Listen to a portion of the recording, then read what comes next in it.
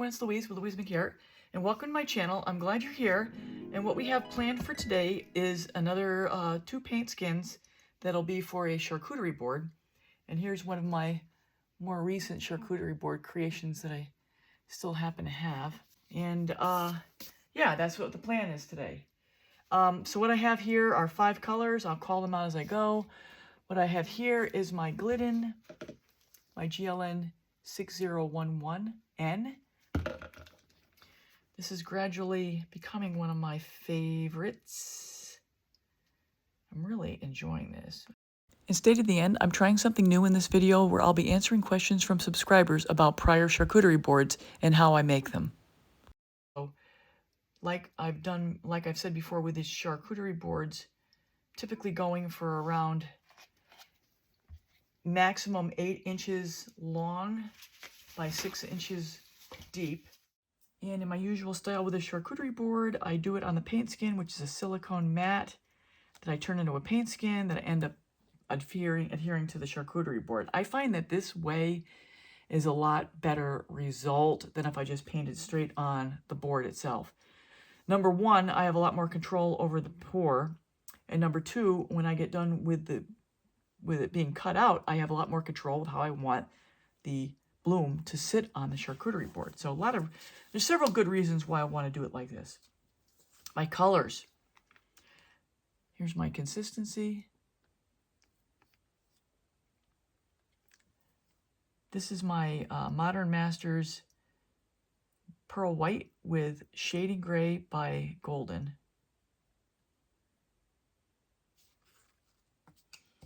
This is my Zeus by TLP and Golden's Quinacridone Nickel Azo Gold.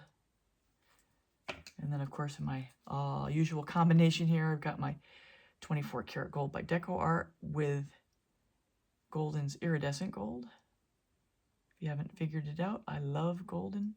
It's probably my favorite paint. It mixes and matches and plays well with lots of different colors. This is Golden Iridescent Silver.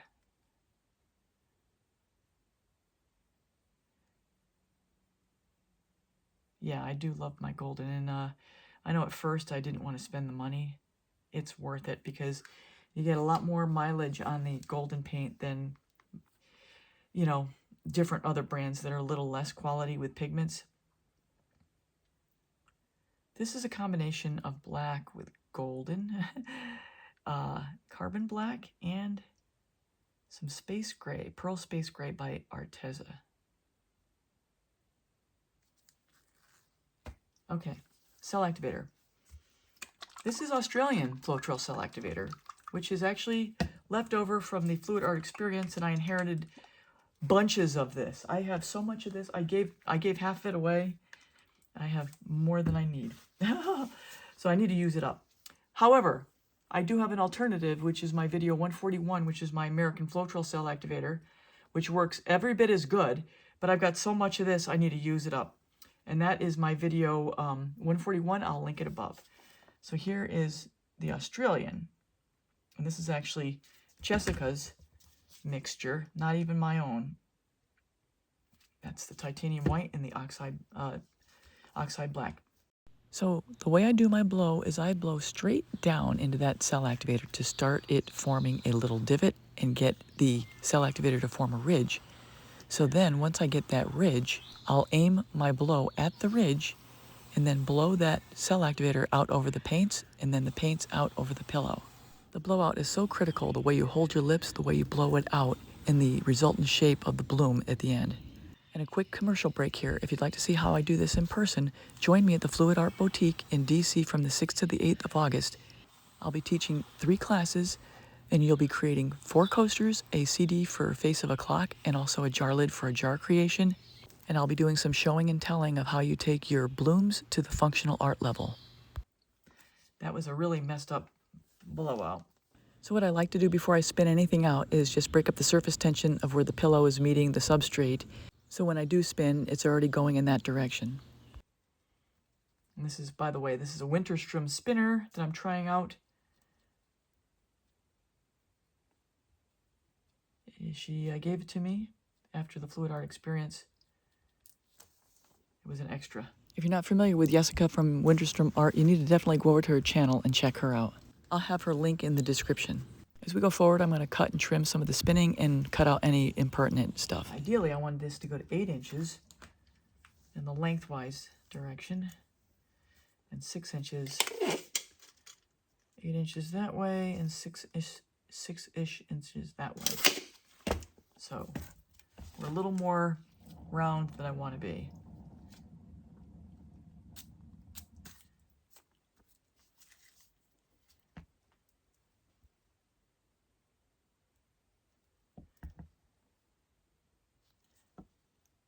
I do want it to go this direction more.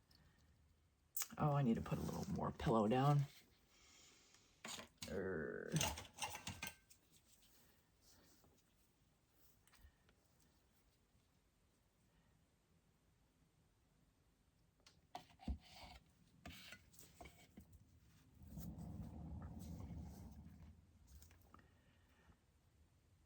not going to worry about that right now. If it peels off, that's fine. I'll just cut it back. I don't want it to run that direction. I want it to go the other way. I want it to go this way.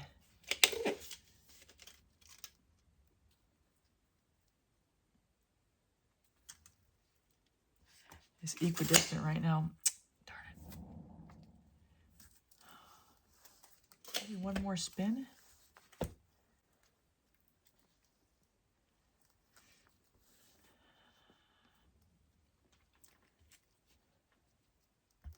Give it just a little extra over here. Maybe it'll help it spread out more in that direction. Yeah, I had the paint. I figure I might as well use it and get a paint skin out of it. You get all these good color combinations, and then I don't exploit it by making all that I can with it. I'll probably make a set of coasters out of it too. This set of coasters is always good. This color combination. That would be the side facing. I think we're going to call it done. So this is where we are, everybody. Look how easy that was. Not one air bubble with this Glidden. I think I'm switching for sure. The trouble is I got all this in like Pro. All right, I'll be back with the whatever the next step is on this. So here's the wet result of this paint skin that we just created, and then this is the other one that will go on the other end of the charcuterie board. Now we're going to go on to the application of the paint skins. Hi, so I'm back for the paint skin application. And so once I get the skins cut down to size, which is what I've done here, now it's time to adhere it to the charcuterie board. So that's what I'm going to do right now. I'm going to go real quick. I'll probably skip past some of this. But essentially what I've got here is a little brush. Any brush will do. I got some matte varnish that acts like your glue. And I'm going to secure this about like that on this charcuterie board. And then the next step after this will be the resining part. So let's just go ahead.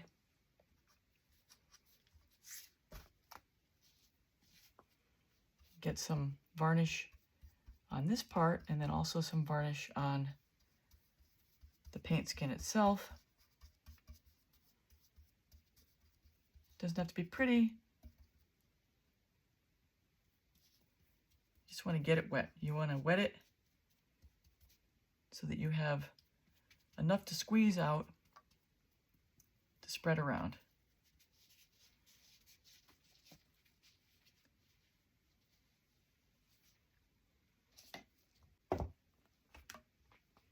You want to get lined up pretty quickly because it does start to stick pretty fast.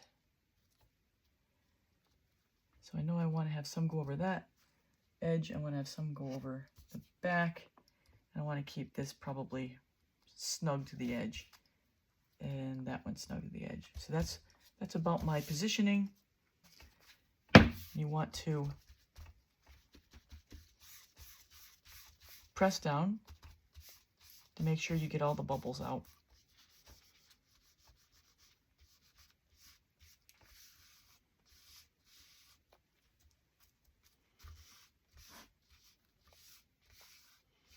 just push it out from the center. This is all there is to it. See the extra squeeze there? I'm going to take this edge and push it over, as with this and with this. And I'm just going to keep holding it until I get adherence.